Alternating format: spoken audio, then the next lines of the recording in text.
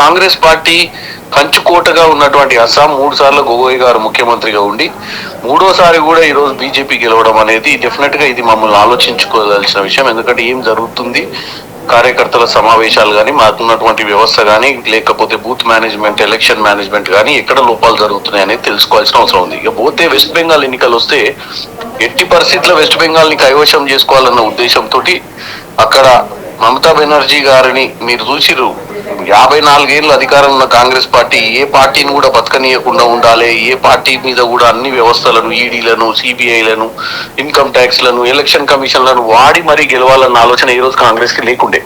కానీ బీఆర్ఎస్ 2014 నుంచి అధికారంలోకి వచ్చిన తర్వాత గుజరాత్ మోడల్ అని చెప్పి మోడీ గారు, అమిత్ షా గారు దేశవ్యాప్తంగా కూడా వాళ్ళు ఎక్కడెక్కడ టార్గెట్ చేసి అక్కడ గెలిచే ప్రయత్నం చేయడానికి సామవేద దండోపాయాలు ఉపయోగిస్తున్నారు. నేను అనేది ఏంటంటే ఫేర్ ఎలక్షన్ చేయడంలో తప్పలేదు. మీరు చూసినట్టయితే 16, 17, 18 అసలు సభలు ఎందుకు పెట్టిరో అర్థం కాలేదు. పక్కన వెస్ట్ బెంగాల్ ఎలక్షన్ నడుస్తుంది, ఒక పక్కన తమిళనాడు ఎలక్షన్ నడుస్తుంది, వెస్ట్ బెంగాల్ ఎలక్షన్ నడుస్తుంది. పార్లమెంట్ ఎంపీలు బిజీ ఉన్నప్పుడు స్పెషల్ సెషన్ 16, 17, 18 బదులు ఈ నెల 7వ తారీఖు, 8వ తారీఖు, 9వ తారీఖు పెట్టుంటే అందరూ వచ్చేటోళ్ళు, మంచి చర్చ జరిగేది. ఒక పక్కనేమో ఉమెన్ రిజర్వేషన్ బిల్లు మేము వ్యతిరేకం అని చెప్పి తప్పుడు ప్రచారం చేశారు. మేము ఎప్పుడు ఉమెన్ రిజర్వేషన్ బిల్లుకు వ్యతిరేకం కాదు, మేము కేవలం సీట్లు పెంపుదలకు వ్యతిరేకం తప్ప. కానీ దాన్నే తీసుకొని దేశవ్యాప్తంగా కూడా రోడ్డు మీదకి బీజేపీ కార్యకర్తలను తీసుకొచ్చి మమ్మల్ని బద్నాం చేసే ప్రయత్నం చేశారు. ఇవన్నీ కూడా అదే అంశం ఈ పార్లమెంట్ ప్రత్యేక సమావేశాల డ్రామా అంశమే మొత్తానికి బీజేపీకి లబ్ధి చేకూర్చిందని భావిస్తున్నారా? అదొక అంశం. లబ్ధి చేకూరిన దాంట్లో చాలా అంశాలు ఉన్నాయి. కొన్ని మెరిట్ బేసిస్ మీద కూడా, అంటే కొన్ని మా తప్పిదాలు కూడా ఉన్నాయి, అట్లా అంటలేదు. నేను చెప్పే అంశాలు ఏంటంటే ఏమేమి తప్పిదాలు, ఏమేమి జరిగిందనే దాని మీద చెప్తున్నా ఎగ్జాక్ట్ గా. అయితే దాంట్లో బెనిఫిట్ కొంత జెన్యూన్ గా కూడా మేము కూడా కేవలం మేము ఓడిపోవడానికి కారణం మేమంతా బాగున్నాం, మా సకదనం బాగుందని నేను అంటలేదు. మేము కూడా ఈరోజు సరిదిద్దుకోవాల్సిన అవసరం ఉంది. అస్సాంలో ఓడిపోయింది ఎందుకు, వెస్ట్ బెంగాల్లో మనకైతే కాంగ్రెస్ పార్టీకి సీట్లు ఏమి లేవు, కానీ కాంగ్రెస్ ఎందుకు పుంజుకోలేకపోతుంది, తమిళనాడులో మొదట్లో మా కాంగ్రెస్ నాయకులే విజయ్ తోటి పోతే బాగుంటది అని చెప్పి రాహుల్ గాంధీ దగ్గర చర్చలు చేసిన వాళ్ళు. ఎందుకంటే డిఎంకే 28 సీట్లు ఇస్తుంది, విజయ్ 70 సీట్లు ఇస్తా అన్నాడని అప్పుడు చర్చ వచ్చింది. కానీ విజయ్ అనే కొత్త పార్టీకి ఈ వేవ్ వస్తుందన్న విషయాన్ని, ఎందుకంటే చిరంజీవి గారు పార్టీ పెట్టిర్రు, పవన్ కళ్యాణ్ గారు పార్టీ పెట్టిర్రు, మధ్యన అక్కడ ఉన్నటువంటి నాయకుడు కమలాసన్ పార్టీ పెట్టిండు, వీళ్ళందరూ పార్టీలు పెట్టిరు. కానీ ఎప్పుడు కూడా ఇంత పబ్లిక్ ఇంత యాక్సెప్టెన్స్ రాలేదు. ప్లస్ రజనీకాంత్ గారు ఎప్పుడు ధైర్యం చేయలేకపోయారు. అయితే ఇక్కడ ముఖ్యాంశం ఏంటంటే ఈ రోజు మేమందరం కూడా ఆలోచించేది ఏంటంటే ఈ మార్పు, ఈ ప్రజలు జంజీ ఈ రోజు ఈ మధ్యకాలంలో నేపాల్లో కూడా ఒక ప్రధానమంత్రిని, ఒక ర్యాప్ సాంగ్ వాడే వ్యక్తిని మార్పు కోసం ప్రధానమంత్రిని చేసిరాడ. అటువంటి పరిస్థితి ఈ రోజు దేశంలో వస్తున్నప్పుడు రాజకీయ పార్టీలు కూడా చాలా జాగ్రత్తగా ఆలోచించాలి. ఏమనకి పెద్ద పెద్ద నాయకులు చాలా తీస్మార్గాన్లు 4 సార్లు గెలిచిర్రు, వాళ్ళ తాతలు ముఖ్యమంత్రులు, కొడుకులు మంత్రులు అని అటు కాకుండా కొత్త నాయకత్వాన్ని ఎత్తుకోవాల్సిన అవసరం ఉంది. ఎవరికైతే బ్యాగేజ్ ఉండదో, ఎవరికైతే గత చరిత్ర ఉండదో, ఎవరికైతే చెడ్డ పేరు ఉండదో అటువంటి నాయకులను క్యారీ చేసినప్పుడే ఓట్లు వచ్చే పరిస్థితి ఉంది. ఈ రోజు విజయ్ గెలవడానికి కారణం ఏంటంటే విజయ్ అనేట ఆయన క్లీన్ స్లేట్.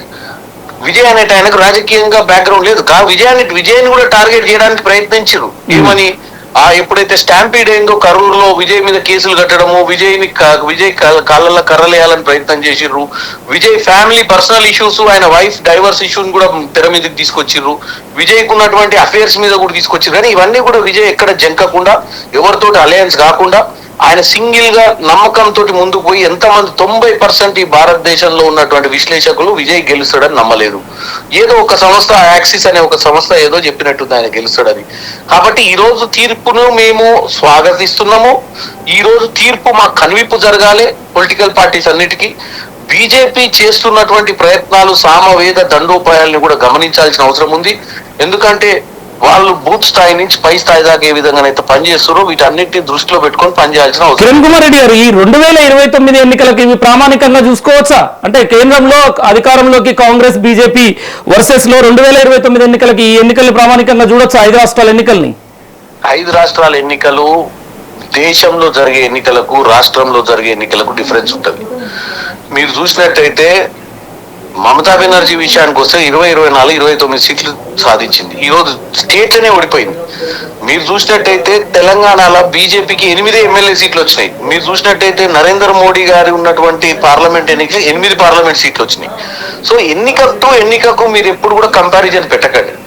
ఇప్పుడు ఒక లీడర్ విజయ్ వచ్చిండు, విజయ్ అనే వ్యక్తి క్లీన్ స్లేట్ కాబట్టి ఈ రోజు అక్కడున్న ప్రజలు ఎస్పెషల్లీ ఓటు హక్కు మొదటి ఓటు హక్కు కలిగినటువంటి నుంచి మొదలు పెడితే 40 ఏళ్ల వయసులో ఉన్న వాళ్ళు అవుట్ రైట్ వచ్చి బయటకు వచ్చి ఓటేయడం వల్లనే ఈ యొక్క వేవ్ వచ్చింది. సో ఈ పరిణామం అక్కడ వచ్చింది. అదే పరిణామం తెలంగాణలో వస్తుందా అంటే తెలంగాణ ఎట్లా వస్తుంది? తెలంగాణలో ఫస్ట్ ఒక సబ్జెక్ట్, ముఖ్యమంత్రిగా కేసీఆర్ గారిని 10 సంవత్సరాలు ఎందుకు ఓటేసిర్రు? ఆ రోజు కేసీఆర్ గారు ప్రజలలో పోయి తెలంగాణ తెచ్చింది నేనే, నీళ్లు నిధులు నియామకాల నినాదంతో తెలంగాణ తీసుకొచ్చిన అంటే నమ్మి 10 ఏళ్ళ అధికారంలో ఉంచిన తర్వాత రేవంత్ రెడ్డి గారు వచ్చి నేను ఒక నాయకుడిని మీకు ఆల్టర్నేట్ ఆప్షన్ కింద ఆయన విజిబిలిటీ వచ్చినాక ఆయనకి ఇచ్చారు. అంతకుముందే కాంగ్రెస్ అధికారంలోకి తీసుకురావాలి, ఎందుకంటే కాంగ్రెసే తెలంగాణ ఇచ్చింది. కానీ చెప్పుకునే నాయకుడు లేక కాంగ్రెస్ అధికారంలో రాలేకపోయింది. రేవంత్ రెడ్డి గారు వచ్చినాక ఒక నాయకునిగా ఆల్టర్నేట్ ఆప్షన్ ప్రజలు చూసిరు పార్టీతో పాటు. తెలంగాణలో తమిళనాడు మాదిరి ఉండదు. ఇప్పుడు తమిళనాడులో మీరు చూసినట్టయితే విజయ్ 100 రోజులే పార్టీ స్థాపించిన దినం నుంచి ఎన్నికల కౌంటింగ్ కి 100 రోజులే. 100 రోజులల్లో కింద స్థాయి బూత్ లో కార్యకర్తలు లేకుండా, జిల్లా స్థాయి నాయకులు లేకుండా, బ్లాక్ స్థాయి నాయకులు లేకుండా కేవలం ఒక విజయ్ డైరెక్ట్ గా ఓటర్ కి కనెక్ట్ కాగలిగిందంటే ఇప్పుడున్న పరిస్థితులను మనం గమనించాలి. ఈ వ్యవస్థలు, ఈ బ్యాక్గ్రౌండ్, ఈ డబ్బులు, ఈ చరిత్ర. అంటే కిరణ్ కుమార్ రెడ్డి గారు ఇక్కడ ఒక ప్రశ్న ఏంటంటే పశ్చిమ బెంగాల్ అధికారంలో ఉన్న కేంద్రంలో అధికారంలో ఉన్న బీజేపీ దేశ ప్రధాని హోంమంత్రి పశ్చిమ బెంగాల్లో తిష్ట వేసి కాళ్ళకు బలపాలు కట్టుకొని ప్రచారం చేస్తే దేశంలో అసలే కాంగ్రెస్ పార్టీ మొత్తం డీలా పడుతున్న నేపథ్యంలో మొత్తం కనీసం మీ పార్టీ అగ్రనేతలు ఎక్కడ ప్రచారంలో అంత వేగం చేసింది లేదు, ప్రచారంలో దూసుకుపోయింది లేదు. ఓన్లీ మీరంటూ ఒక కేరళలో గెలవబోతున్నామని కేరళ మీద ఫోకస్ చేసి వాటికే పరిమితమైనట్టు భారీ విమర్శలు వస్తున్నాయి. డెఫినెట్ గా నేనేం తప్పు పడతలేదు. పార్టీని సంస్థాగతంగా స్ట్రాంగ్ చేసుకోవాలి. ఈ రోజు ఒక లీడర్ ని యాక్సెప్టెన్స్ మొదలైతేనే ప్రజలు ఓట్ చేస్తారు. ఒక లీడర్ అనే మీద నమ్మకం కలిగే విధంగా మేము ముందుకు పోవాలి. ఈ రోజు రేవంత్ రెడ్డి గారు అధికారంలో, రేవంత్ రెడ్డి గారు మళ్ళీ 29లో అధికారంలోకి రావాలన్నా, 28లో ఎన్నికలు వస్తాయి, 29లో ఎప్పుడు అధికారంలోకి రావాలన్నా ప్రజలకు చేరువుగానే ఉండాలి. రేవంత్ రెడ్డి గారు మా నాయకుడిగా ఈ రోజున్న ఆయన డెఫినెట్ గా ఈ రోజు ఈ ఎన్నికల తర్వాత మేమందరం కూడా ఒకే ఒక ఆలోచనతో ఉంటాం. ప్రజలు ఏం కోరుకుంటున్నారు, ప్రజల మదిలో ఏముంది, ప్రజలు ఏమనుకుంటారు మన గురించి అని తెలుసుకోవాల్సిన అవసరం ఉంది. దాన్ని బట్టి పరిపాలన చేయాలి. మా నాయకులు, ఢిల్లీలో ఉన్న నాయకులు కూడా ఏంటంటే సంస్థాగతంగా వెస్ట్ బెంగాల్లో ఒకప్పుడు అధికారంలో ఉన్నటువంటి కాంగ్రెస్ పార్టీ కొన్ని సంవత్సరాల అధికారంలో ఉంది. ఇండిపెండెన్స్ తర్వాత 30-40 ఏళ్ళు అధికారం చేసి 30 ఏళ్ళ పైచిలకు అధికారం ఇచ్చింది. తర్వాత 30 ఏళ్ళు కమ్యూనిస్ట్ పార్టీ అధికారంలో ఉంది. తర్వాత మమతా బెనర్జీ 15 ఏళ్ళ అధికారంలో ఉంది. అంటే ఈ రాష్ట్రంలో ఉన్నటువంటి ఉత్తరప్రదేశ్ లో కూడా కాంగ్రెస్ అధికారంలో ఉండే ఒకప్పుడు. ఇప్పుడు మనం వెనక తిరిగి చూసుకోవాల్సిన అవసరం ఉంది.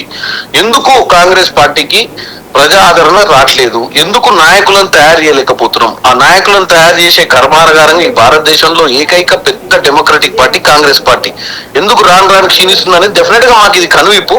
దాంతో పాటు ప్రజలను కూడా చైతన్యవంతులు చేయాలి. ప్రజల్ని కూడా ఈ బీజేపీ ఏదైతే ఈ రోజు ఇన్ఫ్లుయెన్స్ చేస్తుందో, ఏదైతే నెరేటివ్ బిల్డ్ చేసి ఆ నెరేటివ్ ని 10 రకాల మాధ్యమాల ద్వారా ఈ రోజు మొత్తం డిజిటల్ వల్ల బతుకుతున్నాం. మనం పొద్దున్న లేచిన తర్వాత మన మైండ్ ఏం తిప్పాలో వాళ్ళే డిసైడ్ చేసే స్థాయికి ఎదిగిపోయింది ఈ వ్యవస్థ.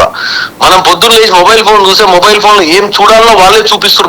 మనం ఏం నచ్చింది కాదు, వాళ్ళు ఏదైతే చూపించాలనుకుంటారో ఆ వ్యవస్థ బిల్డప్ చేస్తారు. కాబట్టి రాజకీయాలు ఇంకో కోణంలోకి వెళ్ళిపోయింది. ఇది ఒక కోణం. ఇప్పుడు ఇయాటి నుంచి ఎప్పుడైతే విజయ్ గెలిచిండో ఈ దేశంలో రాజకీయాలను ఇంకో కోణంలో చూడాల్సిన అవసరం అయితే వచ్చిందండి. అంటే ఇప్పుడు బీజేపీ వాళ్ళు అంటున్నది, ఇక మన రాష్ట్రం విషయానికి వస్తే తెలంగాణలో ఇదే పశ్చిమ బెంగాల్లో గెలిచిన ఏదైతే అక్కడ ఆ ఉత్తేజంతో పశ్చిమ బెంగాల్లో మట్టిని తీసుకొచ్చి తెలంగాణలో ప్రతి నియోజకవర్గంలో వేసి ఆ ఇన్స్పిరేషన్ తో తెలంగాణలో కాషాయం జెండా ఎగరవేస్తామని బీజేపీ నేతలు అంటున్న పరిస్థితి తెలంగాణలో. ఎవరా మహానుభావుడు నాకు అది తెలియదు అన్న మాట మహానుభావుడు, కానీ నేను ఒకటే చెప్తున్నా. ఇప్పటిదాకా నేను చెప్పిన లైన్ ఒకటి మీరు అర్థం చేసుకోండి. రేవంత్ రెడ్డి గారు కాంగ్రెస్ పార్టీలకు ఎప్పుడు వచ్చారు? 2017లో వచ్చారు.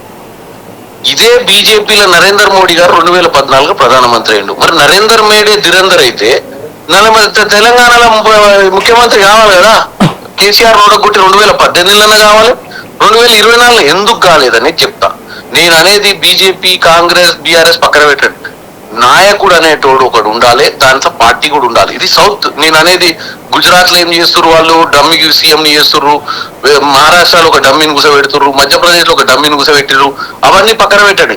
దక్షిణ భారతదేశంలో ప్రజలకు ఒక మనస్తత్వం ఉంటది. నాయకుడు ఉంటేనే ఓట్లేస్తారు. Accountability important. నువ్వేదో మీరు ఓట్లేయండి. గతంలో కాంగ్రెస్ 2014-18 ఎందుకు గెలవలేకపోయింది అనుకుంటారు మీరు? అంటే ఆ రోజు వాళ్ళకు ఒక విజిబుల్ గా ఒక లీడర్ కనపడకపోవడం వల్ల చేసి, అదే రేవంత్ రెడ్డి గారు పిసిసి అధ్యక్షుడు అయిన తర్వాత క్లియర్ విజిబిలిటీ కనపడ్డ నాయకుడు ఎదిగింది కాబట్టి కాంగ్రెస్ గెలిచింది. ఇదే బండి సంజయ్నో, కిషన్ రెడ్డి గారినో, ఒక లక్ష్మణ్ గారినో ఎవరినో ఒకరిని ముఖ్యమంత్రిగా డిసైడ్ చేయమనండి ఈ రోజే. వాళ్ళందరికీ నిజంగా క్రెడిబిలిటీ ఉంటే, వాళ్ళకు ఒక ఎస్టాబ్లిష్మెంట్ ఉంటే, వాళ్ళకు ఒక నిలకడ ఉంటే వాళ్ళకు ఓటేస్తారు. వాళ్ళకి ఎంత ప్యాకేజ్ ఉందో మీకు అర్థం కావట్లే. 2014లో భారతదేశంలో అధికారంలోకి వచ్చి అధికారంలో ఉన్నటువంటి కిషన్ రెడ్డి గారు మంత్రి పదవి ఉండి కూడా ఈ రాష్ట్రాన్ని దాచుకుంటుంటే మాటలు అనకుండా సపరేట్గా కూకుంటే తప్ప ఈ రాష్ట్రంలో ఆయన ఒక బ్రాండ్ అనేది బిల్డప్ చేయలేదు కదా పోరాటం చేసి. ఎవరు పోరాటం చేశారు? బీజేపీ నాయకులను తీసుకొచ్చి ముఖ్యమంత్రి చేస్తారు ఈ రాష్ట్రంలో? చెప్పండి, దేనికి చేస్తారు ముఖ్యమంత్రిని?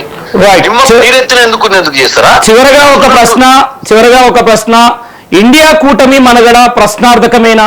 ఇండియా కూటమిలో ముఖ్యంగా ఉన్న అటు స్టాలిన్, మమతా బెనర్జీ, కేజ్రీవాల్ అందరు ముగ్గురు కీలకంగా ఉన్న వాళ్ళు ఓటమి చెందారు. మొత్తానికి ఇండియా కూటమి పరిస్థితి ఏంటి? ప్రశ్నార్థకంగా మారినట్టేనా? డెఫినెట్ గా ప్రశ్నార్థకంగా మారినట్టేనా అంటే మారినట్టే అనాలి. ఎందుకంటే అబద్ధాలు చెప్పడంతో ప్రజలు ఏం మనల్ని గొప్పతనం మేము మారినట్టు మేము ఇంకా వ్యవస్థ నడుస్తుందని నేను చెప్తలేను. ఈ ఓటమిని మేము లెసన్స్ కింద తీసుకొని ఇండియా కూటమిలో నాయకులైనా కాంగ్రెస్ పార్టీ అయినా పనిచేయకపోతే నెక్స్ట్ 2029 ఎలక్షన్స్ కి ధీటుగా ఇప్పుడు 3 ఏళ్ళు సమయం ఉంది. ఈ 3 ఏళ్లలో ఏం చేయాలని స్ట్రాటజికల్ గా ఎగ్జాక్ట్ వర్క్ చేయాల్సిన అవసరం ఉంది. ఈ రోజు ఓటమి చెందినటువంటి స్టాలిన్ ఈ రోజు ఎట్టి పరిస్థితుల్లో ఏ సర్వేలో చూసినా స్టాలిన్ ఓడిపోయినట్టు చూపిలే. ఒక్కసారి 2 సర్వేలు తప్ప మిగతా సర్వేలు అన్నిట్లలో కూడా స్టాలిన్ కి ముందున్నట్టు చూపించారు. ఒకేసారి ఈ రోజు జరుగుతుంది ఏమనేది వాస్తవాలు మాట్లాడాలి. ఎందుకంటే ఉట్టిగానే ఈవీఎంలను ట్యాంపరింగ్ చేస్తారని చెప్పి అట్లాంటి బ్లేమ్ గేమ్ నేను చెయ్యాలి. ఎందుకంటే ప్రజాస్వామ్యంలో ప్రతిదీ ప్రూఫ్ లేకుండా మాట్లాడటం చాలా తప్పు. అది ప్రజలు కూడా యాక్సెప్ట్ చేయరు. కాకపోతే నేను అనేది ఏంటంటే మీరు అన్న దాని ప్రకారం ప్రశ్నార్థకమే అంటిల్ అన్లెస్ ఆ ప్రశ్నకు జవాబు ఎత్తుకోకపోతే ఆ జవాబు ఎత్తుకోవాల్సిన బాధ్యత మా మీద ఉంది.